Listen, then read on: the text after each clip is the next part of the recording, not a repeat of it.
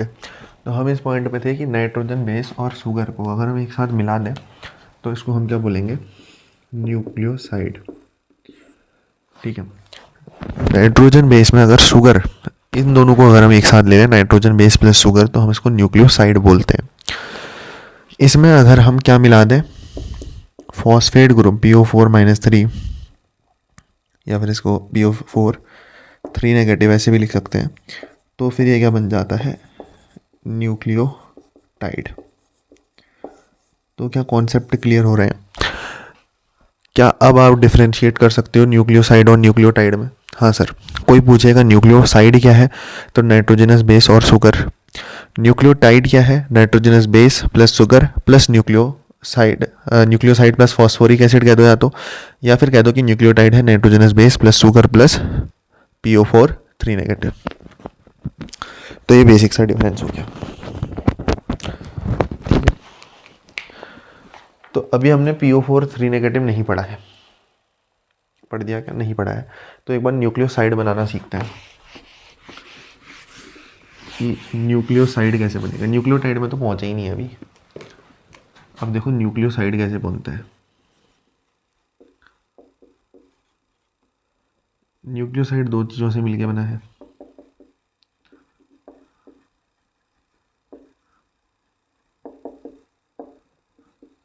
Nitrogenous base plus में sugar.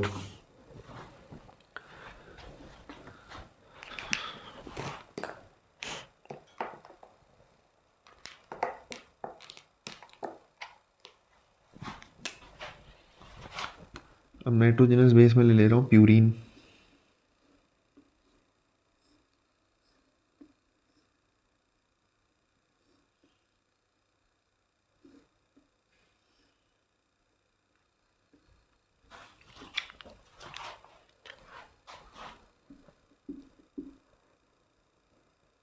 हमने कहा कि प्यूरीन का 9th कार्बन कभी भी हो बॉन्ड बनाएगा। ठीक है, वो चीज़ बात की बात है।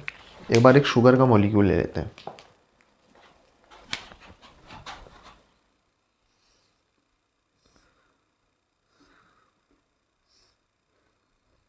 कुछ इस तरीके से मेरा शुगर का मॉलिक्यूल भी आ गया। अब शुगर के मॉलिक्यूल में क्या रहता है, H और OH ऐसा था, अब ये H यहाँ से हट जाएगा। शुगर के मॉलिक्यूल में ऊपर H और नीचे OH था, अब मैं यहाँ से H को रिमूव कर दूंगा तो ये बॉन्ड कुछ ऐसा नहीं बन जाएगा क्या? सिमिलरली यहाँ पर भी HOH, यहाँ पर भी HOH। ठीक है, कौन सी शुगर है फिर ये, डीऑक्सीराइबोज की राइबोज, राइबोज शुगर। डीऑक्सीराइबोज होती तो यहाँ पर OH नहीं होता, यहाँ पर H होता। क्या बात क्लियर है? ये H और ये CH2OH। ठीक है, इतनी सी बात है। ये आपका एक न्यूक्लियोसाइड बन गया है। दिस इज व्हाट, इसको आप कहोगे न्यूक्लियोसाइड। ये अपना एक प्यारा प्यारा सा न्यूक्लियोसाइड है। ठीक हो गया सर। अब न्यूक्लियोसाइड से हमको तो बनाना न्यूक्लियोटाइड है। अब न्यूक्लियोटाइड बनाने के लिए हम क्या करेंगे, तो उसके लिए बस एक चीज़ ध्यान में रखो, ये H है ना, तो लिख देता हूँ यहाँ पे कि न्यूक्लियोटाइड बनाने के लिए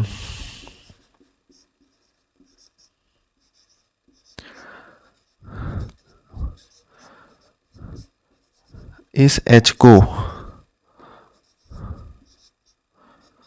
रिमूव करेंगे और इसकी जगह पर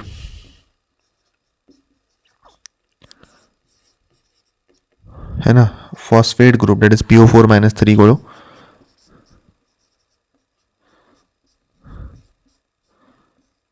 लगाएंगे। कुछ ऐसी चीज़ें होने वाली हैं। तो अगर न्यूक्लियोटाइड बनाना है तो इस H को हटाएंगे और इसकी जगह PO4-3 लगाएंगे। PO4-3 कैसे लगाएंगे ये तो बात की बात है, जब हम PO4-3 का स्ट्रक्चर देख लेंगे। तो अब वही करते हैं पहले।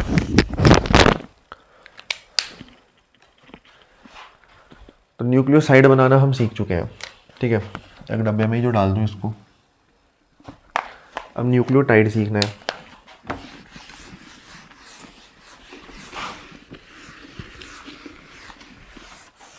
बट उससे पहले ये फॉस्फेट को देखते हैं। देखो भाई कुछ नहीं है इसमें, फॉस्फेट मतलब सीधे सीधे फॉस्फेट है। फॉस्फोरिक एसिड भी लिखे रहते हैं बहुत बार। अब एसिड में क्या होता है, एसिड में H पॉजिटिव अलग निकल जाएगा, निकल के अपने हाथ में PO4-3 आना है, तो ज़्यादा दिमाग क्यों लगाना है ना। तो फॉस्फेट क्या है, PO4-3। इसका स्ट्रक्चर कैसा रहेगा, पहली बात आप मुझे बताओ फॉस्फोरस की वैलेंसी कितनी होती है। Sodium, magnesium, aluminium, silicon, phosphorus. अगर आप शुरू से देखते हो, hydrogen, helium, lithium, beryllium, boron, carbon, nitrogen, oxygen, fluorine, neon, sodium, magnesium, aluminium, silicon, phosphorus. Atomic number कितना है, 15 है क्या, आंसर है, कोई दिक्कत नहीं। देखो फॉस्फोरस P सिंबल होता है, एटॉमिक नंबर कितना है, 15। कॉन्फ़िगरेशन क्या आएगा, 2, 8, 5। वैलेंसी कितनी निकल के आई, 5। कितने बॉन्ड बना सकता है, 5। क्या बात क्लियर हुई, हाँ सर। यहाँ से हमें पता चलता है कि फॉस्फोरस 5 बॉन्ड बना सकता है। ऐसे कैसे पता चल, जब आपने इसका सिंपल सा इलेक्ट्रॉनिक कॉन्फ़िगरेशन किया तो 285 आया। लास्ट में 5 आने का मतलब ये है कि इसके वैलेंस शेल इलेक्ट्रॉन कितने हैं, 5 है। तो इसका मतलब ये 5 बॉन्ड ही बनाएगा। इसका मतलब क्या है कि ये 5 बॉन्ड बनाएगा। क्या बात क्लियर हो रही है, हाँ। तो यहाँ पर स्ट्रक्चर क्या है, PO4-3। तो ये कैसे बनेगा भाई, देख ये तो अपना फॉस्फोरस है और 4 ऑक्सीजन है। अब 4 चीज़ें तो 4 कहाँ कहाँ आ सकते हैं, अगल बगल डाल देते हैं इसके, ऊपर नीचे दाएं बाएं 4 ऑक्सीजन, बहुत बढ़िया। मैक्सिमम 5 बॉन्ड बना सकता है, 4 तो ऑक्सीजन ही है, तो हर ऑक्सीजन के साथ एक एक बॉन्ड बनाएगा। हाँ सर, बहुत बढ़िया। अब देखिए कमाल की बात, ये तो बात रही फॉस्फोरस की। जब तू बात करता है ऑक्सीजन की, तो ऑक्सीजन का जो एटॉमिक नंबर है वो होता है 16। कितना, 16। ये इसीलिए 2 बॉन्ड बनाता है। ऑक्सीजन का इलेक्ट्रॉनिक कॉन्फ़िगरेशन कितना आएगा, 2, 8, 6। तो इसको 2 इलेक्ट्रॉन्स की ज़रूरत है अपने इलेक्ट्रॉनिक कॉन्फ़िगरेशन पूरा करने के लिए, तो इसलिए ऑक्सीजन 2 बॉन्ड बनाता है, ठीक है, ताकि उसके पास 2 बॉन्ड बना के 2 इलेक्ट्रॉन और आ जाए शेयरिंग के। तो इसीलिए ऑक्सीजन यहाँ पर 2 बॉन्ड बनाना प्रेफर करता है। लेकिन यहाँ तो क्या है, फॉस्फोरस मैक्सिमम 5 बॉन्ड बना सकता है, ऑक्सीजन है टोटल 4, और हर ऑक्सीजन के साथ डबल डबल बॉन्ड ऑक्सीजन को भी चाहिए। तो क्या हुआ, अपने फॉस्फोरस ने 4 बॉन्ड तो बना दिए थे, ठीक है। तो इसने कहा मेरे पास तो एक और बॉन्ड बच रहा है, मैं किसी एक ऑक्सीजन के साथ एक और बॉन्ड बना देता हूँ। तो हमारे फॉस्फोरस ने क्या करा, एक ऑक्सीजन के साथ डबल बॉन्ड बना दिया। अब बाकी 3 ऑक्सीजन जो बचे उनके साथ सिंगल सिंगल बॉन्ड ही रहेगा। क्यों रहेगा सर, सिंपल सी बात है, ये मैक्सिमम 5 बॉन्ड बना सकता है, 2 एक ऑक्सीजन के साथ बना लिए, जुड़ना चारों के साथ था, जुड़ना इसको चारों के साथ है, तो हर किसी के साथ एक एक बॉन्ड तो बनाएगा। एक बॉन्ड फालतू बच रहा था, एक ऑक्सीजन के साथ बना दिया, बचे ये 3 ऑक्सीजन। अब ऑक्सीजन तो डबल बॉन्ड बनाती है ना भाई, इन्होंने तो सिंगल सिंगल बॉन्ड बनाया है।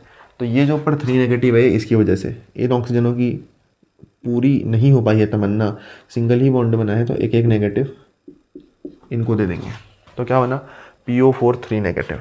इस तरीके से ये PO4-3 नेगेटिव बना। टोटल कैलकुलेट करा तो कैसे करा, एक फॉस्फोरस था, 4 ऑक्सीजन थे और 3 ऑक्सीजन में नेगेटिव चार्ज था, तो 3 minus. This is the complete structure of PO4-3 negative. This is the complete structure of PO4-3 negative, ठीक है। अच्छा चलिए जल्दी से करो, फिर इसको फिर आगे बढ़ते हैं।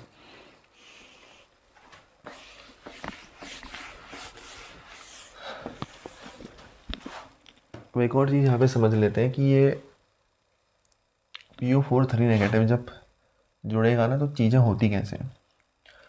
देखो PO4 को जब मैं खोल के लिखता हूँ तो कुछ ऐसा है, क्या कोई इसमें कुछ गलत है, नहीं है सर। बात सुनना, ऑक्सीजन हमेशा 2 बॉन्ड बनाता है, इसने सिंगल बॉन्ड बनाया था, एक बॉन्ड कम था, इसलिए तो ये माइनस आया ना, इसीलिए ये माइनस आया। अब अगर मैं ऑक्सीजन का बॉन्ड लेट से हाइड्रोजन के साथ बना देता हूँ तो ये माइनस हट जाएगा, क्यों हट जाएगा? इसलिए हट जाएगा क्योंकि ऑक्सीजन को डबल बॉन्ड बनाना था। एक बॉन्ड फास्फोरस के साथ बना दिया, दूसरे के लिए मैं हाइड्रोजन ले आया तो वो माइनस हट गया। हाइड्रोजन को एक ही बॉन्ड चाहिए होता है तो वो खुशी है, तो हाइड्रोजन पे नेगेटिव आने से रहा। हाइड्रोजन को तो एटॉमिक नंबर ही 1 है ना, उसको सिर्फ एक बॉन्ड चाहिए। वो हीलियम की स्टेबल इलेक्ट्रॉनिक कॉन्फ़िगरेशन गेन करना चाहता है। तो यहाँ पर क्या है, अपना ऑक्सीजन खुश हो गया भाई, एक बॉन्ड हाइड्रोजन के साथ, एक बॉन्ड फॉस्फोरस के साथ, तो इसका नेगेटिव हट गया। सिमिलरली इस ऑक्सीजन को भी अगर मैं कुछ दे दूँ तो ये भी नेगेटिव हटा देगा, और इस ऑक्सीजन को भी अगर मैं कुछ दे दूँ तो ये भी अपना नेगेटिव हटा देगा। अब वो मैं कुछ भी दे सकता हूँ, वो मेरी मर्जी है। अच्छा, यहाँ पर हाइड्रोजन था, मान लो मैं हाइड्रोजन की जगह ऑक्सीजन लगा देता, फिर क्या होता? फिर ये होता सर, ये परऑक्सी लिंकेज बन जाता। और जब परऑक्सी लिंकेज बना है तो इस ऑक्सीजन के तो 2 बॉन्ड है, एक ये एक ये। इस ऑक्सीजन का एक बॉन्ड तो यहाँ है लेकिन दूसरा बॉन्ड नहीं है, तो इस ऑक्सीजन में फिर माइनस आ जाता, तो फिर उससे फ़ायदा नहीं होता मेरा, फिर मेरा माइनस चार्ज हट नहीं पाता। तो मैंने क्या करा, मैंने कहा सबसे अच्छा उपचार ये है कि मैं यहाँ पे हाइड्रोजन लगाऊँ। ऑक्सीजन लगता तो कुछ ऐसा होता, नाइट्रोजन लगता तो फिर वो 3 बॉन्ड बनाता है, फिर उसके साथ अलग केस बनता है ना। समझ पा रहे हो उतना? ठीक है, बेसिक सी बात थी है। अब हमने क्या ये सीख लिया कि न्यूक्लियोसाइड कैसे बनेगा। मैं टाइड की बात ही नहीं कर रहा, मैं टाइड की बात ही नहीं कर रहा। ऊपर क्या लिखा है, how one nucleotide is formed. अभी तक हम इसमें आए क्या? सच सच बताना, क्या हम अभी तक एक भी न्यूक्लियोटाइड की फॉर्मेशन में आए? नहीं आए। अभी तक हमने सिर्फ और सिर्फ बेसिक समझे। क्या हमने न्यूक्लियोसाइड समझ लिया है? हाँ सर, नाइट्रोजनस बेस शुगर के साथ जुड़ जाते हैं, उसको न्यूक्लियोसाइड कहते हैं। सर आपने ये एग्जाम्पल बना के हमें बताया था।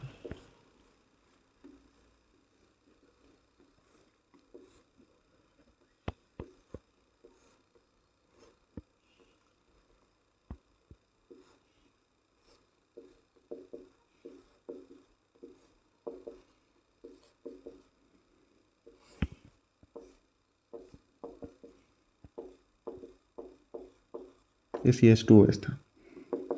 ये एक हमने पढ़ा था न्यूक्लियोसाइड। हाँ सर, समझ गए थे? इतना समझ गए थे? इसमें तो कुछ था ही नहीं, इसमें तो कुछ था ही नहीं। बहुत बढ़िया। अब न्यूक्लियोसाइड में हमने ये पढ़ लिया था, लेकिन हम 3 चीज़ें समझ चुके थे। क्या वो 3 चीज़ें जिससे एक न्यूक्लियोटाइड बनता है? एक न्यूक्लियोटाइड किन किन चीज़ों से मिलके बनता है बता दो जरा। पहली चीज़ नाइट्रोजीनस बेस, समझा गया? हाँ सर।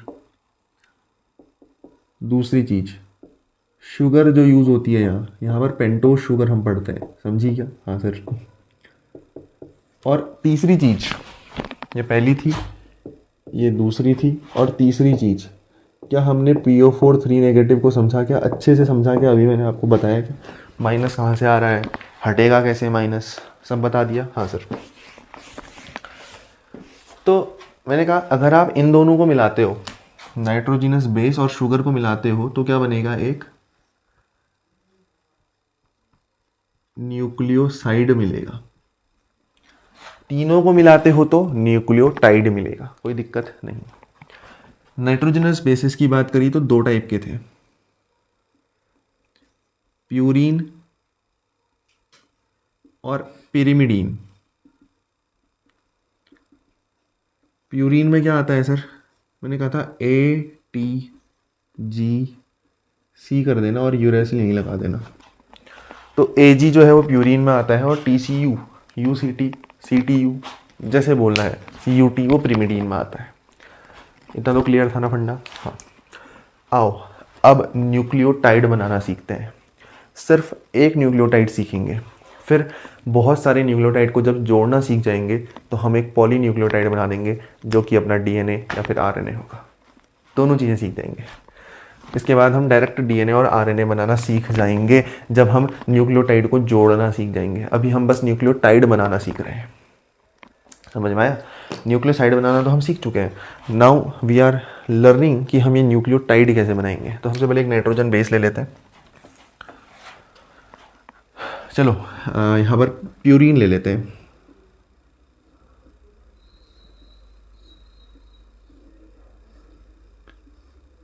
कुछ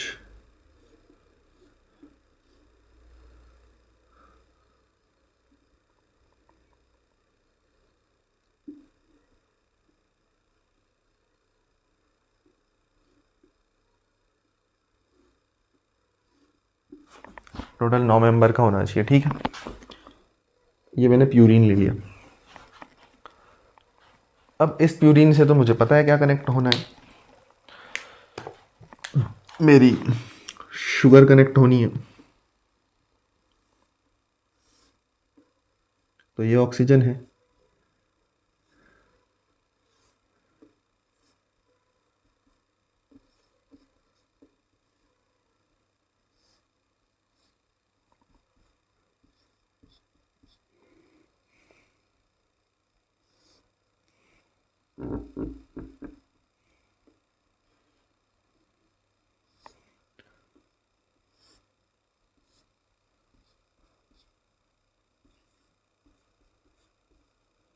अब मैंने कुछ देर पहले आपको एक चीज़ लिखाई थी, या यूँ कह लो बताई थी, कि इस CH2OH का ये H आप जब हटाओगे तो इसकी जगह आप PO4 3 नेगेटिव को जोड़ने वाले हो।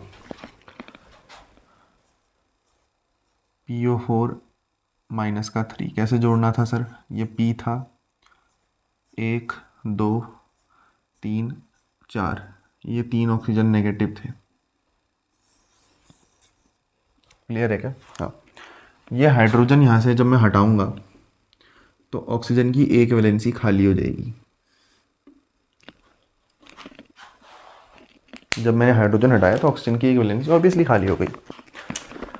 तो अब मेरा ध्यान से यहाँ पर बात सुनना, मैंने H हटाया तो एक वैलेंसी ऑक्सीजन की खाली हो गई। मैंने बताया था ना ऑक्सीजन के साथ हाइड्रोजन जुड़ा है, यहाँ पर पहले एक्सप्लेन कर दिया था। अब ये मेरा PO4 है, ध्यान से देखना, इस ऑक्सीजन पे नेगेटिव चार्ज है, मतलब ये बॉन्ड बनाना चाहता है। इस ऑक्सीजन का एक बॉन्ड तो बना है P के साथ, लेकिन ये दूसरा बॉन्ड बनाने के लिए ईगरली वेटिंग कर रहा है, ईगरली वेट कर रहा है। तो क्या करेगा? PO तो पहले से है, ये जो नेगेटिव वाला ऑक्सीजन है ये नेगेटिव चार्ज हटाना चाहेगा अपने से और इसके साथ बॉन्ड फॉर्मेशन कर देगा। तो इसका नेगेटिव हट जाएगा क्या? बिल्कुल सर। नीचे वाला ऑक्सीजन मेरा, इसमें क्या नेगेटिव रहेगा? हाँ रहेगा। फिर एक साइड वाला ऑक्सीजन है मेरा, इसमें क्या नेगेटिव रहेगा? बिल्कुल रहेगा। अब मेरी बात ध्यान से सुनो, ऐसे PO4 कितने आ सकते हैं? कितने ही भी लग सकते हैं, ये डिसाइड करने वाले हम कोई नहीं होते। तो ऐसे PO4 बहुत से लग सकते हैं, ऐसे PO4 बहुत से लग सकते हैं। जैसे ये तो एक PO4 लगाया, मैं यहाँ पर दूसरा PO4 लगा देता हूँ, वो कैसे लगेगा sir? P double bond O, इधर वाला ऑक्सीजन कैसा भाई? नेगेटिव। नीचे वाला ऑक्सीजन कैसा इसका? नेगेटिव। इधर वाला ऑक्सीजन कैसा? नेगेटिव। अब ध्यान से देखना, हेलो ध्यान से देखना, ये ऑक्सीजन भी नेगेटिव है, ये ऑक्सीजन भी नेगेटिव है, दोनों ही बॉन्ड बनाना चाह रहे हैं। तो क्या करेंगे? बोलेंगे नेगेटिव नेगेटिव हटाओ और हमारे बीच में बॉन्ड बनाओ। तो इसी तरीके से क्या PO4 PO4 PO4 PO4 जुड़ते जाएगा। हाँ सर, यही हो रहा है यहाँ पे। इस तरीके से PO4 PO4 जुड़ते जाएगा। मैं आपको और अच्छे से बताऊंगा, कोई दिक्कत नहीं है। हम बस 1 न्यूक्लियोटाइड को पढ़ रहे हैं। अब हम फाइनली पढ़ रहे हैं 1 न्यूक्लियोटाइड को। हुआ क्या है भाई, ध्यान से देखो जरा। मैंने कहा ये मेरा एक ग्रुप मैंने लिया, नाइट्रोजन बेस प्यूरीन। इस प्यूरीन में यहाँ पर मैंने शुगर को अटैच कर दिया है। अब ध्यान रखना, हमको 2 ही मॉलिक्यूल बनाने हैं, DNA और RNA। क्या आप बात समझ पा रहे हो? हमको 2 ही मॉलिक्यूल बनाने हैं, DNA और RNA। और वो डिसाइड कौन करेगा कौन सा मॉलिक्यूल बन रहा है? ये शुगर। ठीक है, तो इसको पूरी इज्जत देनी है। तो ये क्या है भाई, समझ पा रहे हो ना? ये क्या है? ये शुगर है अपनी। ऐसे हाईलाइट करके क्यों बता रहे हो सर? ये है कारण। ये शुगर ही डिसाइड करेगी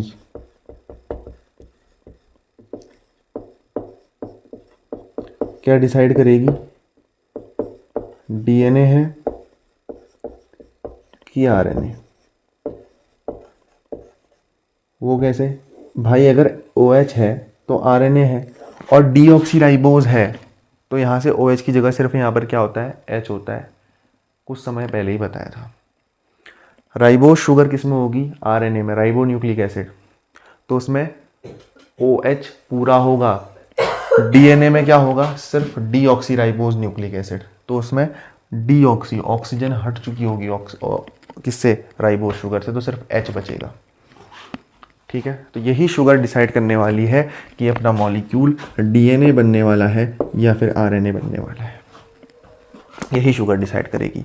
अब बताओ यहाँ पर OH है कि H है, सर OH है, तो ये शुगर मॉलिक्यूल कौन सी है, ये राइबोस शुगर है। अगर सिर्फ H होता तो क्या होता, डीऑक्सी राइबोस हो जाती, क्योंकि ऑक्सीजन OH में से O ऑक्सीजन हट गया है तो डीऑक्सी हो गया है, लेकिन यहाँ तो OH पूरा है, तो ये राइबोस शुगर है। आई होप क्लियर हो रही होंगी बातें। फिर इधर पे आओगे तो HCH2OH था, इसका H हटाया, मैंने कहा यहाँ पर PO4 फॉस्फेट ग्रुप को जोड़ दो, नीचे वाला ऑक्सीजन इसका नेगेटिव रहेगा, इधर वाला ऑक्सीजन फिर से नेगेटिव, फिर यहाँ पे दूसरा फॉस्फेट ग्रुप आएगा, वो जुड़ेगा कुछ इस तरीके से, फिर इससे तीसरा फॉस्फेट ग्रुप जुड़ेगा कुछ इस तरीके से। जो लास्ट वाला फॉस्फेट ग्रुप है उसका लास्ट वाला ऑक्सीजन नेगेटिव ही रहेगा, क्या बात क्लियर है? हाँ सर क्लियर है। अच्छा ये लिख लिया होगा, यही शुगर डिसाइड करेगी कि मॉलिक्यूल DNA है कि RNA। बिल्कुल सर लिख लिया है, कोई दिक्कत नहीं है इसमें। इस तरीके से हमने स्ट्रक्चर बनाना, रिवाइज भी करा दिया, तो मुझे कोई दिक्कत नहीं है यहाँ तक, बहुत बढ़िया। मैंने कहा अब देखो, अब बातों को समझना,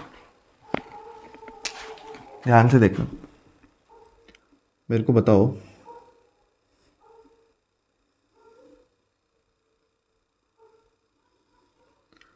इतने से पार्ट को आप क्या कहते हो?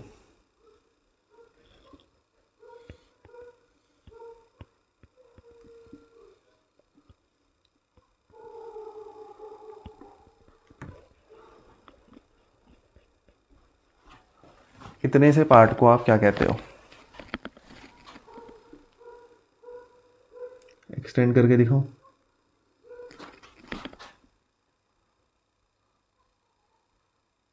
बस भाई इतना बहुत है।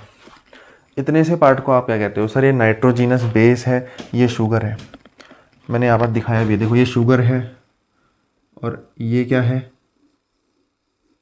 भाई, ये है नाइट्रोजीनस बेस। तो मैंने अभी बताया था कुछ समय पहले कि नाइट्रोजीनस बेस और sugar, nitrogenous base plus sugar, इसको क्या बोलते हैं साथ में? इसको बोलते हैं पॉली न्यूक्लियोसाइड। क्या बात क्लियर है? बिल्कुल, ये पॉली न्यूक्लियोसाइड है।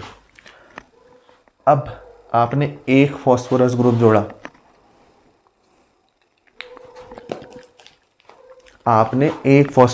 जोड़ा, एक, सिर्फ मैं एक की बात कर रहा हूं, ध्यान रखें, 1 2 3 4, यहां से देखो, ठीक है। ये थोड़ा अजीब सा लगेगा फिर वैसे तो, बट फिर भी कोई दिक्कत नहीं है, हम दिखाएंगे इसको। यहाँ पर देखो, आपने एक फॉस्फोरस ग्रुप जोड़ा है, आपने, तो आप इसको क्या नाम दोगे? बहुत इजी, ध्यान से देखना। एक फॉस्फोरस ग्रुप जोड़ा है, किस पे जोड़ा है? न्यूक्लियोसाइड पे, तो आप इसका क्या नाम दोगे? आप कहोगे सर न्यूक्लियोसाइड में मैंने फॉस्फेट जोड़ा है, आप कहोगे न्यूक्लियोसाइड में मैंने फॉस्फेट जोड़ा है। आपने ऐसा कहा, आपने कहा मेरे से सर मैंने फॉस्फेट ग्रुप को जोड़ दिया है, मैंने सर फॉस्फेट ग्रुप को जोड़ दिया है न्यूक्लियोसाइड है। मैंने कहा प्लस का साइन क्यों लगा रहा है? मैंने कहा ये बता दे कितने जोड़े हैं, तो तूने प्लस का साइन हटाया, तूने कहा एक जोड़ा है, मैंने कहा मोनो लिख दे फिर, तो क्या बन गया? Nucleoside monophosphate. फिर आपने कहा सर यहाँ पर आते हो तो यहाँ पर तो 2 ग्रुप जुड़ गए हैं, मैंने कहा कोई दिक्कत है क्या इसमें? नहीं, तो क्या नाम पड़ जाएगा? न्यूक्लियोसाइड बाई या फिर डाई फॉस्फेट, बाई डाई दोनों दो के लिए यूज़ करते हैं ना, तो न्यूक्लियोसाइड डाईफॉस्फेट। सर 3 होते तो ट्राईफॉस्फेट, 4 होते तो टेट्राफॉस्फेट, 5 में पेंटाफॉस्फेट। बनाते जाओ भाई, कहाँ दिक्कत आ रही है। अब मेरी बात को ध्यान से देखो, अगर न्यूक्लियोसाइड में एक भी फॉस्फेट जुड़ गया, अगर न्यूक्लियोसाइड में एक भी फॉस्फेट जुड़ गया तो वो पॉलीन्यूक्लियोसाइड से क्या बन जाता था, तो वो पॉलीन्यूक्लियोसाइड से क्या बन जाता था, वो बन जाता था पॉलीन्यूक्लियोटाइड। वो पॉलीन्यूक्लियोसाइड ना रह के फिर वो पॉलीन्यूक्लियोटाइड बन जाता था। Is it clear? Is it clear? अब इससे बेहतरीन कोई चीज़ नहीं हो सकती कि आपने पॉलीन्यूक्लियोसाइड बनाया था, इसमें जब एक भी फॉस्फेट ग्रुप जोड़ा तो वो पॉलीन्यूक्लियोटाइड है, 2 जोड़ा वो भी पॉलीन्यूक्लियोटाइड है, 3 जोड़े, 4 जोड़े, 5 जोड़े, 10 जोड़े, 50 जोड़ दिए, वो भी किसकी कैटेगरी के अंदर आएगा? Polynucleotide. Poly means many and nucleotide, तो यहाँ पर हमने पॉलीन्यूक्लियोटाइड बना दिया है। ठीक है, एक्चुअली अब अभी ऐसा है कि आप इसको पॉली नहीं कहो तो अच्छा है, पॉली नहीं कहो तो अच्छा है, क्योंकि पॉली मतलब क्या होगा, बहुत सारे न्यूक्लियोटाइड हमने जोड़ दिए। अब ये क्या है, सिर्फ न्यूक्लियोटाइड है। ठीक है, सिमिलरली इसको आप पॉली न्यूक्लियोसाइड ना कहो तो अच्छा है, इसको आप सिर्फ न्यूक्लियोसाइड कहो, है ना। पॉली मतलब समझ रहे हो ना, पॉली मतलब बहुत सारे जब जोड़ दिए।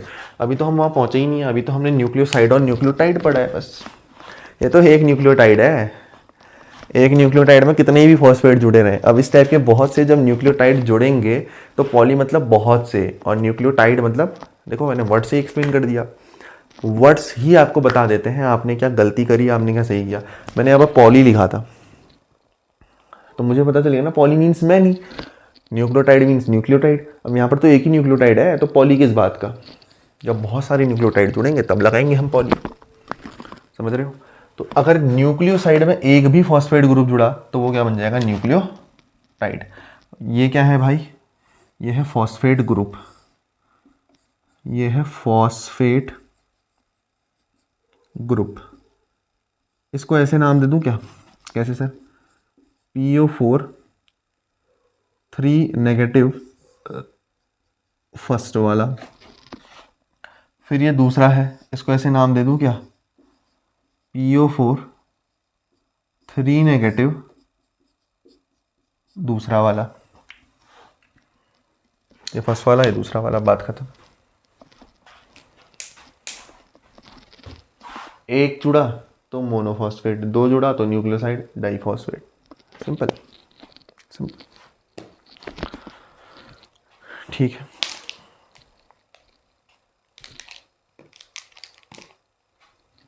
अब भाई यहाँ पर आपसे बहुत बारी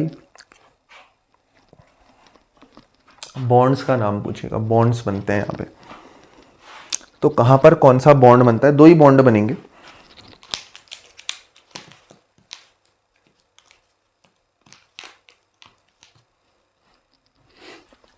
ठीक है। तो वही चीज है,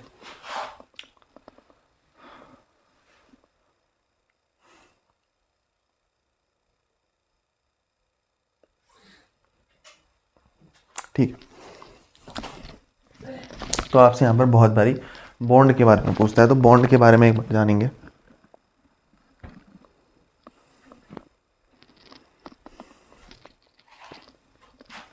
दो बॉन्ड है, देखो। पहला बॉन्ड जो है वो ये वाला है। सर अब यही बॉन्ड क्यों लिया, ये भी सुनो। यही बॉन्ड क्यों लिया, सुनो।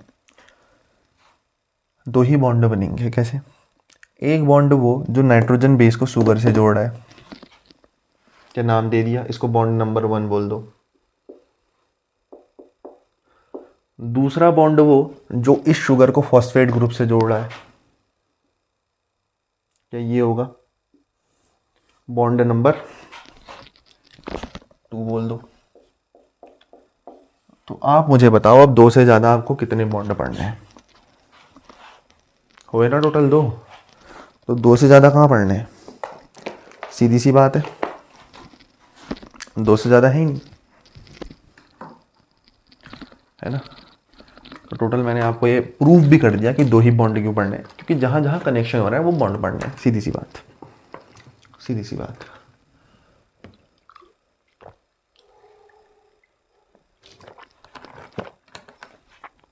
ठीक है सर।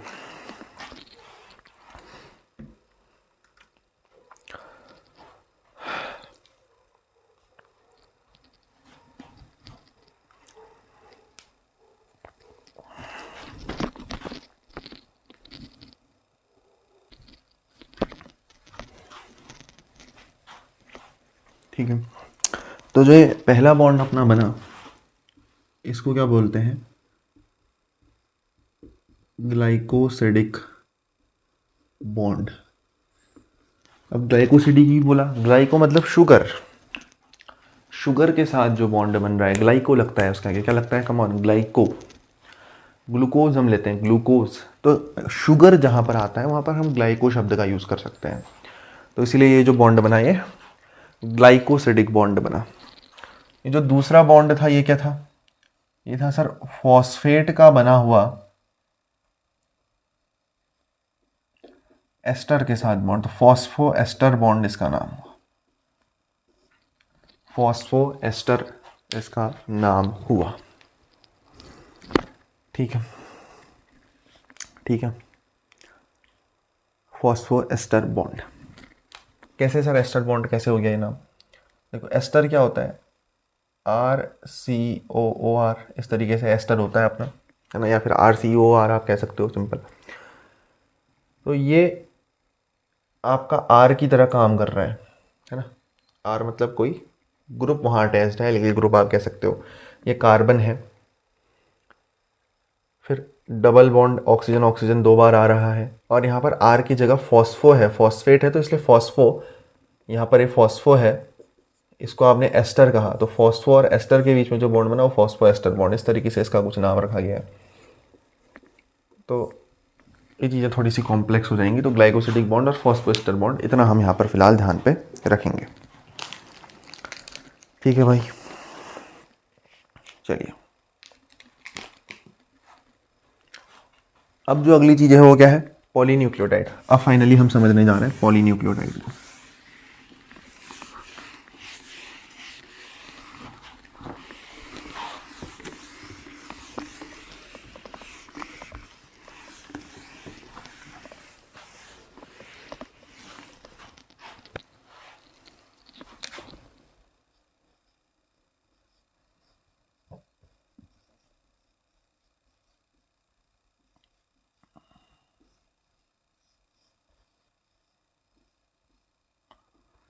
तो पॉलीन्यूक्लियोटाइड किस तरीके से अपना बनने वाला है? पॉलीन्यूक्लियोटाइड मतलब क्या? एक से ज़्यादा न्यूक्लियोटाइड का अटैचमेंट। ठीक है सर, तो ये किस तरीके से होता है आओ बताता हूँ। पहले एक न्यूक्लियोटाइड तो बना लें, उसके वो कैसे बनाएंगे? सबसे पहले नाइट्रोजन बेस, मैं यहाँ पर प्यूरीन ले रहा हूँ। ठीक है, पिरिमिडीन भी लेंगे, उसकी कोई दिक्कत नहीं है, आगे आएगा टाइम। फिलहाल हम प्यूरीन ले रहे हैं और इसको हम एक शुगर से अटैच कर रहे हैं, है ना। अब बार बार हमें हर चीज़ को हाईलाइट करने की ज़रूरत नहीं है। अब हम ये स्ट्रक्चर तो हमने अभी अभी भी बनाया है, तो चलेगा इतना सा। अगर मैं इसको छोटा छोटा ही बनाऊँ तो चलेगा, है ना। फिर ये ऑक्सीजन, ये फॉस्फोरस, फिर ये ऑक्सीजन, ये फॉस्फोरस। ठीक है, आई होप इतना काफ़ी रहेगा।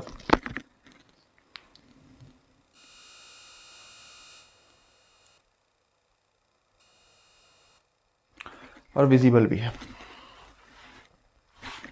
ठीक है, तो ये अपना एक हमने क्या बना लिया? न्यूक्लियोटाइड। दूसरा न्यूक्लियोटाइड नीचे पे बना देते हैं, इस बार नाइट्रोजन बेस पिरिमिडीन ले लेते हैं। ठीक है, इसको अलग कलर से बनाते हैं।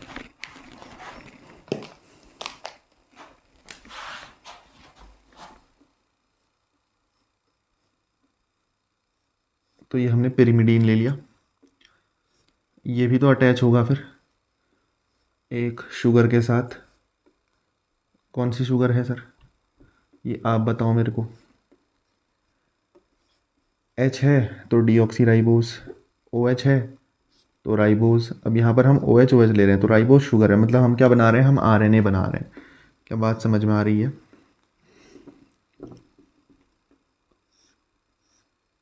तो ये कुछ ऐसा गया H,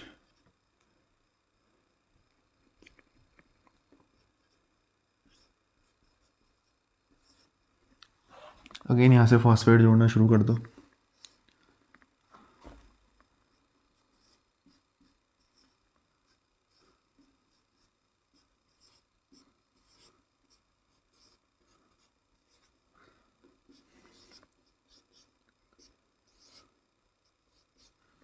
देख लो एक बार इत्मीनान से इसको देख लो कि किस तरीके से ये स्ट्रक्चर बने हुए हैं,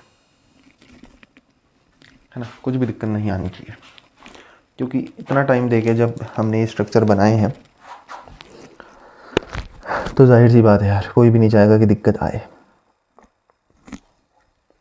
ठीक है, अब ये जुड़ता कैसे है ज़रा इसको समझना। ये प्रोसेस बड़ी इम्पोर्टेंट सी है, ये प्रोसेस जरी बड़ी इम्पोर्टेंट सी है।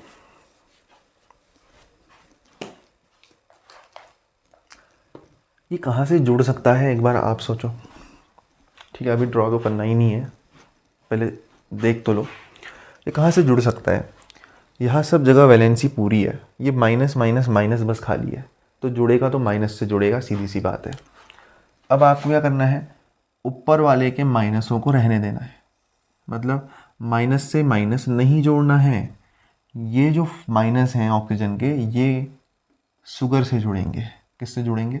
शुगर से जुड़ेंगे। तो आपको क्या करना है, जैसे आपने ये PO4 बनाया, तो अब मैं क्या कर रहा हूँ ज़रा ध्यान से देखना। ये कुछ ऐसा है ना, है कुछ ऐसा, बिल्कुल ऐसा। तो अब मैं क्या कर रहा हूँ, मैं ये डबल बॉन्ड वाला ऑक्सीजन यहाँ ले आ रहा हूँ। कुछ गड़बड़ है क्या? नहीं है। 4 ऑक्सीजन होने चाहिए ना फॉस्फोरस के पास, तो एक ये है, एक ये है, एक ये है, और एक यहाँ पर जो है मैंने सिंगल बॉन्ड वाला ले लिया। क्या कोई गलत काम करा? नहीं करा, बस थोड़ा सा उसका दिखाने का तरीका अलग कर दिया, है ना। अब इस ऑक्सीजन से मैं अगला फॉस्फोरस जोड़ रहा हूँ, तो PO4। तो इस ऑक्सीजन से अगर मेरे को जोड़ना है तो पहले तो फॉस्फोरस की ऑक्सीजन बनानी पड़ेगी, फिर फॉस्फोरस आना पड़ेगा, है ना। तो मैंने फॉस्फोरस की, ये मेरा फॉस्फोरस, ये ऑक्सीजन इस फॉस्फोरस की है, इसको मैंने अगले वाले ग्रुप से जोड़ना है, तो उसके लिए पहले मेरे को उस फॉस्फोरस की ऑक्सीजन लानी पड़ेगी, इसलिए ब्लैक से दिखा रहा हूँ। फिर मेरा फॉस्फोरस आएगा, फिर डबल बॉन्ड ऑक्सीजन आएगा, फिर एक ऑक्सीजन कहीं भी दिखा देता हूँ, मान लो यहाँ पर दिखा दिया ऑक्सीजन, ये नेगेटिव रहेगा, और एक ऑक्सीजन ऊपर वाला ये भी नेगेटिव रहेगा। क्या बात क्लियर है? ध्यान से देखो, क्या बात क्लियर है?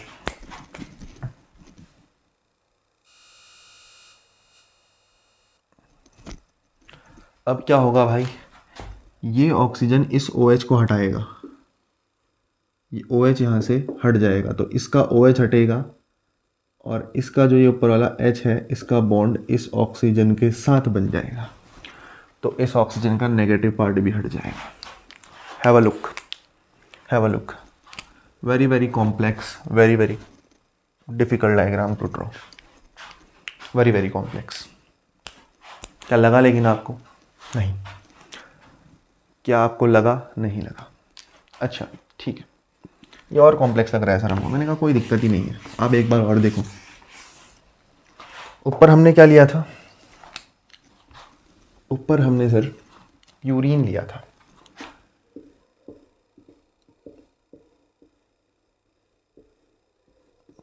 कुछ ऐसा।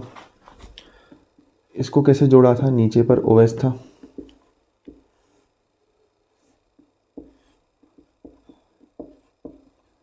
HOH HOH ये था, ठीक है। यहाँ पर H था, ये CH2O था, इससे दूसरा ऑक्सीजन, फिर ये ऑक्सीजन नेगेटिव में, फिर ये ऑक्सीजन नेगेटिव में। इतना ही बनाते हैं, एक ही फॉस्फोरस जोड़ है ना, खाली खाली लंबा नहीं खींचते, एक ही फॉस्फोरस जोड़ते हैं, ठीक है, ताकि डायग्राम बड़ा दिखा सके। दूसरी बात देखो, दूसरा अपने पास हमने क्या लिया था, पिरिमिडीन लिया था। तो सर ये पिरिमिडीन है। अब सर हाँ, ये अगर देखो ना, यहाँ पर कंफ्यूज मत करना भाई, अगर ये प्यूरीन है तो इसमें से मैं कब मना कर रहा हूँ, मैं कह रहा हूँ ये AG हो सकता है, इसमें ये एडेनिन भी हो सकता है, ये ग्वानिन भी हो सकता है, डिपेंड करेगा, ठीक है। एडेनिन का स्ट्रक्चर भी ऐसा ही होगा, ग्वानिन का भी ऐसा ही होगा। मैं कुल मिला के आपसे ये कहना चाह रहा हूँ। अब नीचे ध्यान दो, हम यहाँ क्या बना रहे थे, पिरिमिडीन। पिरिमिडीन से भी क्या जुड़ा होगा सर, इसी तरीके से ये भी जुड़ा होगा। तो यहाँ पर भी एक शुगर आएगी, इसकी शुगर से भी कोई जुड़ेगा, मगर उतने से अपने को मतलब है नहीं ना, तो खाली खाली क्यों खींचे। तो HOH ये H और ये CH2O। आई होप ये क्लियर हो रहा हो, है ना, कुछ ऐसा है। CH2O, अब क्या होगा भाई, ये CH2O है, इस O की एक वैलेंसी तो खाली है, तो मैंने वही कहा, यहीं पर हमारा सारा खेल शुरू हुआ था। तो यहाँ से अपना एक O आया, ये O किसका था, इस फॉस्फोरस का था, ये O था, नीचे O नेगेटिव था और ये O था, ठीक है। ध्यान से देखना, please be very very careful. अगली चीज़ देखो, ये O है, इससे एक और फॉस्फोरस जुड़ेगा। सर ये O किसका है, ये उस फॉस्फोरस का है जो जोड़ने आ रहा है, समझ पा रहे हो ना बात को। ये फॉस्फोरस PO4 अलग था, अब अलग PO4 आ रहा है, तो ये उस फॉस्फोरस का O, देन अपना फॉस्फोरस। अब ये स्ट्रक्चर कुछ ऐसा होता, ऊपर O, इधर O नेगेटिव, नीचे O नेगेटिव। मैंने कहा कुछ नहीं करा, मैंने बस बॉन्ड का चेंज कर दिया थोड़ा सा यार। कैसे चेंज करा, ये डबल बॉन्ड वाला ऑक्सीजन मैं यहाँ ले आया, तो इसका नेगेटिव हट जाएगा, और ये नेगेटिव वाला ऑक्सीजन मैं ऊपर ले आया। क्लियर हो रहा है क्या? हाँ सर हो रहा है। अब देखो क्या हुआ, इस चेंज करने से फ़ायदा क्या हुआ ना, बॉन्ड बन जाएगा, ये नेगेटिव वाला ऑक्सीजन इस OH की जगह पर आ जाएगा, और यहाँ पर एक बॉन्ड फॉर्मेशन हो जाएगा, और यहाँ पर क्या हो जाएगा भाई, एक बॉन्ड फॉर्मेशन हो जाएगा। तो यहाँ पर ऑक्सीजन है नेगेटिव वाला, यहाँ पर है OH, ठीक है। इसको इसी तरीके से दिखाते हैं कि आपको बॉन्ड फॉर्मेशन भी समझ में आए और सब चीज़ें आसानी से हो जाए। हाँ, एग्ज़ाम में आप यहाँ पर बॉन्ड दिखाना, ऐसे डब्बा मत दिखाना, ये डब्बा मैं जस्ट आपके समझने के लिए दिखा रहा हूँ। ये एलिमिनेट हो जाएगा OH, और यहाँ पर एक बॉन्ड बन जाएगा। तो यहाँ पर क्या हुआ है, बॉन्ड फॉर्मेशन हुआ है। यहाँ पर हुआ क्या है, बॉन्ड फॉर्मेशन। एक्चुअली ऐसा होता नहीं है, तो हम इसको दिखा भी नहीं सकते, तो मैं डायरेक्ट एक बॉन्ड ही दिखा देता हूँ। ये भाई, ये यहाँ पर क्या हुआ है, this is what we called as bond formation. और बॉन्ड फॉर्मेशन कहाँ से कहाँ की ओर हुआ है ज़रा बताओ। अच्छा ज़रा ध्यान से देखना, एक कमाल की बात बताता हूँ, एक कमाल की बात बताता हूँ। ये जो ऊपर फॉस्फोरस ग्रुप जुड़ा है, ये जो PO4 वाला ग्रुप जुड़ा है, ये कौन से नंबर के कार्बन से जुड़ा है, 1 2 3 4 5वें नंबर के कार्बन से नहीं जुड़ा है क्या? ये C कौन सा है, ये C5 है ना, और ये फॉस्फोरस इसी से जुड़ा है क्या? हाँ सर जुड़ा है। तो क्या ये एंड 5 प्राइम एंड हुआ, और यहां से बॉन्ड बनना शुरू हुआ है ना, यहाँ से अपना DNA, सॉरी यहाँ पर तो हमने RNA बनाया क्योंकि OH लिया ना शुगर में, बनना शुरू हुआ, और यहाँ तक गया क्या, यहाँ तक गया क्या? हाँ सर। अब यहाँ पर कौन सा एंड आया, ज़रा ध्यान से देख के बताओ, यहाँ पर कौन सा एंड आया सर? ये जो एंड है ये ऑब्वियसली 3 प्राइम एंड है, ये जो एंड है ये कौन सा एंड है भाई मेरे, ये है आपका 3 प्राइम एंड। ये जो एंड है आपका ये कौन सा एंड कहलाएगा, 3 प्राइम एंड। तो अगर ऐसा है, अगर ये 5 प्राइम है, ये 3 प्राइम है, ध्यान से देखना, अगर ये 5 प्राइम है तो ये 3 प्राइम है, तो बॉन्ड फॉर्मेशन कहाँ से कहाँ को हुआ है ज़रा बताओ।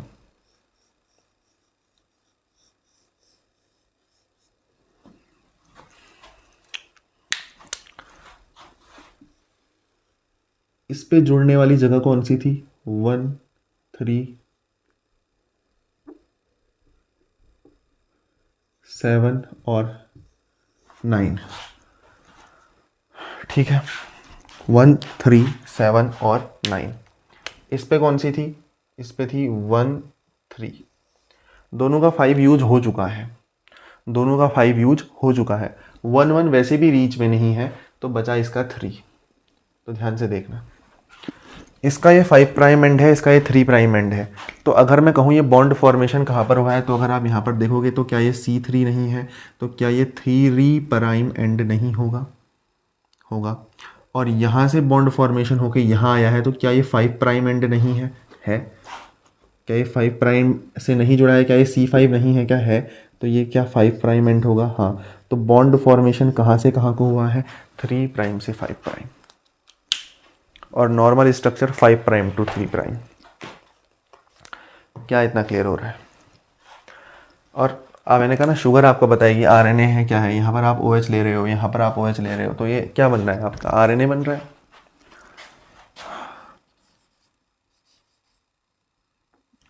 अच्छा, मेरे को तो सर डीएनए बनाना था।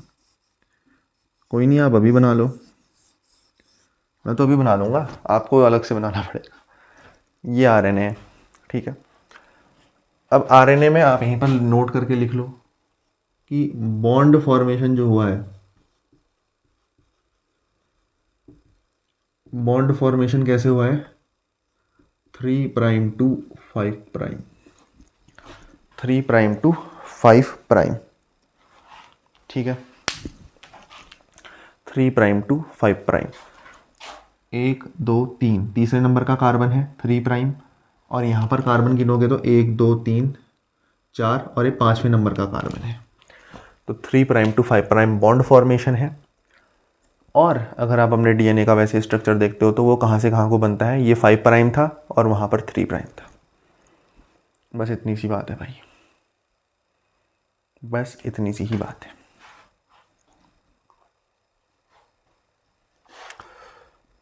ये अपना आरएनए बन गया। अच्छा, लोग कहेंगे हमको डीएनए चाहिए, तो मैंने कहा मैंने आरएनए को ही डीएनए बना दिया। कैसे बना दिया, डीऑक्सीराइबोस। तो यहाँ पर OH की जगह मैं क्या कर दूंगा भाई, सिर्फ H। कहाँ चेंज करा, यहाँ पर OH की जगह क्या कर दूंगा, H। तो ये मेरा डीएनए बन गया। क्या कुछ इसमें टफ था, नहीं, बस देरी थी तो कॉन्सेप्ट को सीखने की, उनको अप्लाई करने की, है ना। तो करते जाओ भाई इसको नोट। इसके बाद तो और इंटरेस्टिंग चीज़ें हैं। एक बहुत बढ़िया क्वेश्चन इसके बाद कराता हूँ। ओह सॉरी, थोड़ा सा यहाँ पर दिक्कत हो गई भाई। दिक्कत क्या हुई, मैंने आपसे कहा था, देखो मैं और बता देता हूँ। ये 5 प्राइम एंड था, ये 3 प्राइम एंड था। ये 5 प्राइम एंड कैसे था, ये कार्बन C5 वाला कार्बन है ना। देखो पहला कार्बन, दूसरा कार्बन, तीसरा कार्बन, चौथा कार्बन और ये 5वां कार्बन। तो ये C5 वाला कार्बन है। इधर पे आप देखोगे तो 3 प्राइम वाला कार्बन है। सिमिलरली यहाँ पर 3 प्राइम वाला कार्बन है, तीसरे नंबर वाला कार्बन है, और ये 5वें नंबर वाला कार्बन है जिससे PO4 जुड़ा है। तो bond formation 3 prime to 5 prime होता है, ये तो आपको दिख ही गया था वीडियो में। और ये 5 प्राइम टू 3 प्राइम जनरल जाएगा, ठीक है। वैसे कुछ छुपा नहीं था ऐसा, ये बस ये छुप गया। और ये डीएनए अभी बना है, पहले आरएनए था। आरएनए होता तो यहाँ पर OH, यहाँ पर OH, यहाँ पर डीएनए है तो यहाँ पर भी H होगा OH की जगह, और यहाँ पर भी H होगा। दैट्स इट, दैट्स इट, इससे ज़्यादा तो कुछ है ही नहीं, है ना। चलिए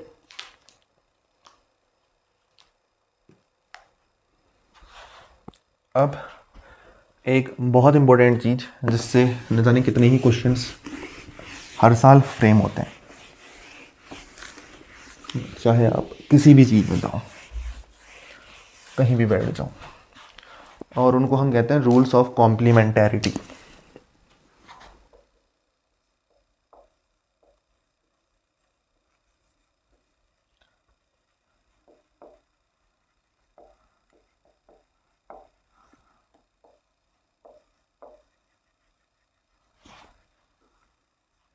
रूल्स ऑफ कॉम्प्लीमेंटैरिटी। नाउ ये कॉम्प्लीमेंटैरिटी के रूल्स होते क्या हैं, चलिए बताते हैं। हम कहते हैं कि डीएनए और आरएनए की जब हम बात कर रहे हैं तो डीएनए मिलके बना है ए टी जी सी से, और आरएनए मिलके बना है ए यू जी सी से। तो रूल्स ऑफ कॉम्प्लीमेंटैरिटी अपने को क्या कहते हैं, ध्यान से देखना। ये बोलते हैं कि ए हमेशा टी के साथ ही जुड़ेगा, और ये किस केस में, ये डीएनए के केस में, समझ रहे हो ना। डीएनए के केस में टी है, आरएनए के केस में यू है। बाकी ए जी जी सी सी ये तो सेम है, बस टी और यू का डिफरेंस है। तो ये ए हमेशा टी के साथ जुड़ेगा डीएनए के केस में। बोलता है ए हमेशा यू के साथ जुड़ेगा आरएनए के केस में। और ये तीसरा वाला तो ध्रुव सत्य है कि जी हमेशा सी के साथ जुड़ेगा, या कह लो सी हमेशा जी के साथ जुड़ेगा। ये दोनों ही केस में है, आरएनए प्लस डीएनए। तो टोटल तीन ही केस तो बने, तो ये बोलता है कि हमेशा ही ऐसा होगा। और साथ ही साथ देखना, इनके बीच में हाइड्रोजन बॉन्ड्स बनते हैं। क्या बनते हैं भाई, हाइड्रोजन बॉन्ड्स बनते हैं। यहाँ पर जो बॉन्ड्स हम बना रहे हैं वो कौन से बॉन्ड्स बनेंगे, आपके हाइड्रोजन बॉन्ड बनेंगे। और हाइड्रोजन बॉन्ड बहुत स्ट्रांग होते हैं। हाइड्रोजन बॉन्ड कब बनता है, हम केमिस्ट्री में जब पढ़ते हैं हम बोलते हैं FON, है ना, फ्लोरीन ऑक्सीजन नाइट्रोजन होना चाहिए। तो यहाँ ऑक्सीजन बहुत बार आ रहा है, आपने देखा होगा, ठीक है, चाहे आप किसी का भी स्ट्रक्चर उठा लो। तो यहाँ हाइड्रोजन बॉन्ड का फॉर्मेशन होता है। और बोलता है ए हमेशा टी के साथ जुड़ेगा डीएनए में, ए हमेशा यू के साथ जुड़ेगा आरएनए में, जी हमेशा सी के साथ जुड़ेगा डीएनए हो चाहे आरएनए हो, जी और सी तो सेम ही रहते हैं। तो होता क्या है कि ए टी के साथ जुड़ेगा और हमेशा डबल बॉन्ड बनाएगा, ए यू के साथ जुड़ेगा और हमेशा डबल बॉन्ड बनाएगा, जी सी के साथ जुड़ेगा और हमेशा ट्रिपल बॉन्ड बनाएगा। These are the rules of complementarity. ये पहला है, ये दूसरा है, ये तीसरा है। These are the rules for complementarity, ठीक है। और भाई इसी को तो हम जब पढ़ते हैं तो इसका फायदा क्या है, जरा ये भी समझ लो। इससे एक यूनिफॉर्म सिमेट्री देखने को मिलती है। Uniform symmetry, sir uniform symmetry क्या होता है भाई, एक्चुअली है क्या, तो ध्यान से देखो। ATGC में भी आप, अगर मैं बताऊं तो मैंने आपसे कहा है कि A और G एक तरफ, और T हो गया, U हो गया, C हो गया, ये एक तरफ। A और G जो हैं ये किस में आते हैं सर, प्यूरीन में आते हैं। T है, U है, C है, ये पिरिमिडीन में आते हैं। तो मैंने कहा A हमेशा T के साथ जुड़ेगा। तो मान लो ये अभी प्यूरीन में से मैंने A लिया है, तो मैं एक यहाँ पर प्यूरीन ड्रॉ कर लूँगा, ठीक है सर, प्यूरीन ड्रॉ कर लिया आपने।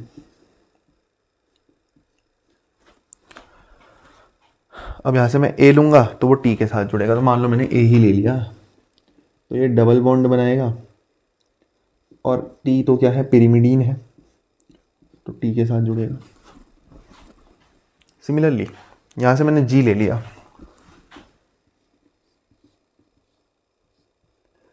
तो G का स्ट्रक्चर भी कुछ ऐसा ही रहने वाला है क्या, हाँ, ये हमेशा C के साथ जुड़ेगा, बशर्ते यहाँ पर ट्रिपल बॉन्ड होगा।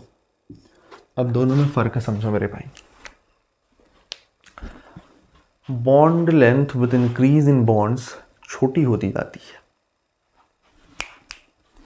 केमिस्ट्री का कॉन्सेप्ट है। बॉन्ड लेंथ इनवर्सली प्रोपोर्शनल होता है मल्टीप्लिसिटी के, मल्टीप्लिसिटी या फिर इसको हम कहते हैं नंबर ऑफ बॉन्ड्स के। देख लो जरा, बॉन्ड लेंथ इनवर्सली प्रोपोर्शनल होता है नंबर ऑफ बॉन्ड्स के, जितने ज़्यादा बॉन्ड उतनी छोटी बॉन्ड लेंथ। यहाँ पर 3 बॉन्ड है तो यहाँ पर छोटी बॉन्ड लेंथ होगी, यहाँ पर 2 ही बॉन्ड बन रहे हैं ना, यहाँ पर 2 ही बॉन्ड बन रहे हैं ना, तो एक लंबी बॉन्ड लेंथ होगी। अब जब ऐसा होता है ना, छोटी लेंथ बड़ी लेंथ, बड़ी लेंथ छोटी लेंथ, तो ये एडजस्ट हो जाता है और एडजस्ट होकर आपको एक यूनिफॉर्म सिमेट्री देता है, कुछ इस तरीके की। ये एक यूनिफॉर्म सिमेट्री का एग्जाम्पल है। Let's say 5 prime to 3 prime and 5 prime to 3 prime.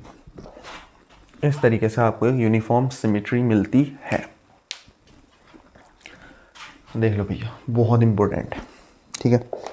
ये है आपके एक यूनिफॉर्म सिमेट्री देने का तरीका। अगर ऐसा ना हो तो क्या होगा, एक नॉन यूनिफॉर्म सिमेट्री आपको देखने को मिलेगी। किस तरीके की सर?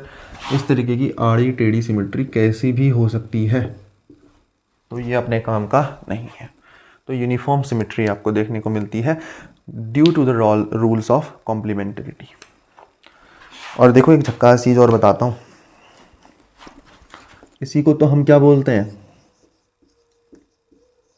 चारगाफ्स रूल। यही तो क्या है, चारगाफ्स रूल। इसी को हम चारगाफ्स रूल बोलते हैं। This is what is known as Chargaff's rule. Chargaff's rule समझेंगे। चारगाफ्स रूल को बहुत क्वेश्चन आते हैं ऐसे, क्योंकि है ना, इसके तो अलग से पॉइंट लिखेंगे। तो ये है रूल्स ऑफ कॉम्प्लीमेंटरिटी। चलिए बढ़ते हैं आगे चारगाफ्स रूल की तरफ। एक छोटे से पॉइंट में हम चारगाफ्स रूल को समेट लेंगे।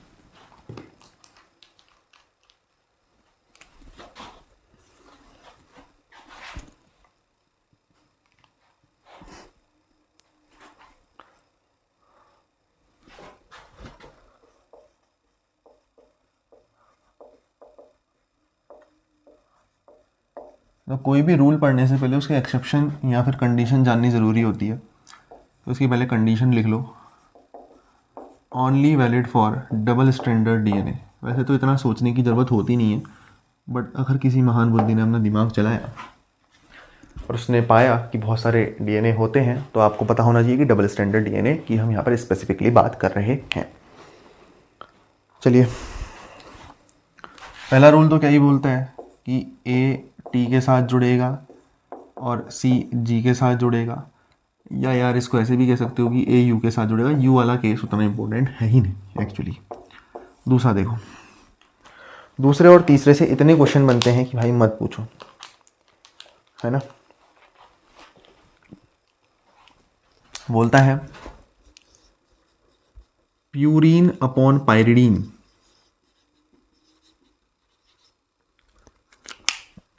करके बताओ क्या होगा। चलो हम ही कर लेते हैं ना। प्यूरीन में क्या क्या आते हैं भाई, ए और जी। पायरिडीन में क्या क्या आते हैं, ए सॉरी टी और सी। अब सर यू की नहीं लिया यार, या तो टी ही लो या तो यू ही लो, या तो टी ही लो या तो यू ही लो। समझ रहे हो बात? या तो टी ही लो या तो यू ही लो। समझ रहे हो बात? हाँ सर। तो पायरिडीन में सब नहीं लेने, या तो टी लो या तो यू लो। या तो डीएनए के लिए पढ़ोगे या आरएनए के लिए पढ़ोगे ना। तो पायरिडीन का केस क्या है, अगर डीएनए के लिए पढ़ रहे हो तो टी और सी लो, अगर आरएनए के लिए पढ़ रहे हो तो यू और सी लो। हमने यहाँ पर डीएनए के लिए पढ़ा है, सीधी सी बात, तभी टी और सी लिया है। अब ध्यान से सुनना, आपने पढ़ा कि ए हमेशा टी के साथ बॉन्ड बनाएगा, तो यहाँ से यू हटा देते हैं ना बार बार, अच्छा थोड़ी में लग रहा है। समझ गए आप? टी की जगह यू हो सकता है इन केस ऑफ आरएनए। ए हमेशा टी के साथ जोड़ा है, सी हमेशा जी के साथ जोड़ा है। तो इसका एक और मतलब निकलता है क्या, कि जितना ए का नंबर होगा उतना ही टी का नंबर होगा। सिमिलरली जितना सी का नंबर होगा उतना ही जी का नंबर होगा, क्योंकि दोनों जुड़ तो एक ही के साथ रहे हैं। जरा बात को समझना, हो रहा है कि नहीं हो रहा है सर? ऐसा ही हो रहा है सर। तो मान लो ए और टी का जो मेरा नंबर था वो था 5, सी और जी का जो मेरा नंबर था वो था 3। एज्यूम कर लिया मैंने। तो ए और टी कितने थे 5, तो ए की जगह 5 रखोगे तो टी की जगह क्या रखना पड़ेगा भाई 5। जी और सी की जगह क्या लिख दोगे 3 और 3, ऊपर भी सेम नीचे भी सेम, ऐड करो 5 + 3 8, 5 + 3 8, आंसर क्या आया 1। तो ये दूसरा लॉ है कि purine upon pyridine is always 1, purine upon pyridine is always 1। लेकिन तीसरा रूल बहुत ही अलग दे दिया इस भाई ने, ठीक है, दूसरा रूल तो समझ गए ना, कुछ था ही नहीं इसमें। तीसरा रूल क्या बोलता है, यहाँ प्यूरीन अपॉन पायरिडीन नहीं करते हैं, यहाँ पर A + T और G + C करते हैं। तो ये जो आपका वैल्यू आएगी ना, ये कुछ भी हो सकती है, = 0 हो सकती है, > 1 हो सकती है, या फिर <1 हो सकती है। इसका कोई फिक्स नहीं है, इसका कोई फिक्स नहीं है। अब इसमें अगर मैं आपको वैल्यू स्पेसिफिकली बताऊं तो ई कोलाई की 0.92 मीटर में आएगी, और ह्यूमन की हम बात करें तो 1.52 आएगी लगभग, ठीक है। मीटर वीटर कुछ नहीं आएगा, सॉरी, ये रेशियो है क्योंकि, है ना, तो ऊपर जो यूनिट होगी नीचे भी हुई होगी तो ऑब्वियसली कट जाएगा, तो ऐसा जिनकी ऐसे कोई यूनिट तो है नहीं। तो ई कोलाई की 0.92 और ह्यूमन के लिए 1.52 आती है, A + T/ C + G की वैल्यू, ठीक है। This is Chargaff's rule. ध्यान में क्या रखना, purine upon pyrimidine is always 1, या फिर पैरिडीन अपॉन प्यूरीन भी 1 ही होगा, ठीक है, उसमें इतना सोचने वाली कोई बात नहीं है। हाँ, नीचे वाला थोड़ा सा आपका अलग है, AT/GC इज ऑलवेज डिफरेंट, तो यहाँ पर G + C/A + T भी अलग आएगा। तो ये 3 रूल हैं चारगाफ्स प्रिंसिपल के, जिससे रिलेटेड बहुत सारे क्वेश्चंस देखने को मिलते हैं। अब यहाँ पर फिलहाल हम करने वाले हैं कुछ बहुत ही अच्छे लेवल के क्वेश्चन, तो करते हैं फिर उनको, है ना, चलिए।